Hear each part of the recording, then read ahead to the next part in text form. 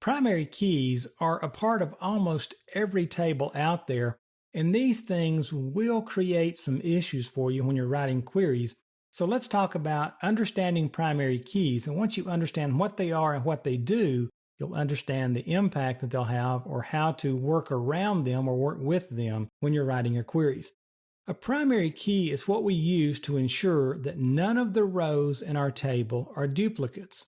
But this becomes somewhat of a balancing act, and let me show you why. If we set a primary key on the first name column, that means that we can have one and only one of any value. So we've already hired a Harry, an Angela, and a Frank. Well, guess what? If we hire another Harry, even though his last name is Jameson, he's 25 years old, he's in the design department, he's level 2, he's obviously a different person from the other people in our table. If our primary key is just on the first name column, it's going to squawk at us and say, you can't do Harry Jameson. You've already got a Harry in the database, and this is going to violate your primary key. So when we think about setting primary keys, often we have to put them on multiple columns, and that's called a composite primary key.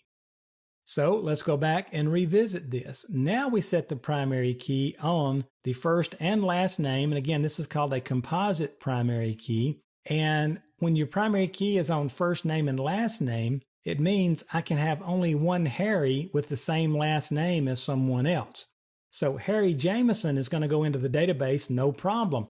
If a second Harry Smith walks in, tries to get a job here, we're going to have a problem putting him into the database because that's going to violate the primary key. Probably what we'll do, instead of turning Harry Smith away, the second Harry Smith, especially if he has skills we're looking for, we're going to have to go change our primary key. Maybe do a composite on first name, last name, and age.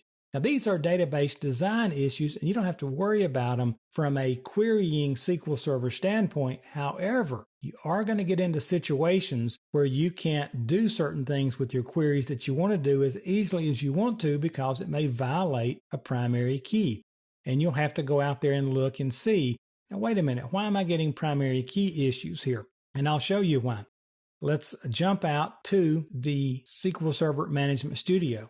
And I want to show you this. If I go out to a table, and especially if I go into my diagram, and you remember the person diagram we built a little earlier, notice this is telling me right here that the primary key, if you see the little image of a key there, let me make this thing 150%, and then we'll scroll it around. This is telling me that business entity ID is my primary key column, all right? And the same thing over here on this password table.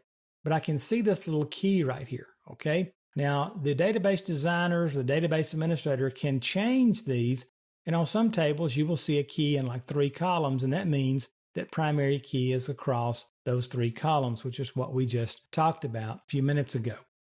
Now, understanding how primary keys work and understanding how they can be applied to a table will help you understand some of the error messages you receive when you're attempting to insert, update, or delete data. And it will also help you understand some of the error messages you receive with working with table relationships. So as long as you understand what primary keys are, the different ways they can be placed on a table and how they can impact the data, that will help you tremendously when you get into certain situations writing some of your queries on these tables.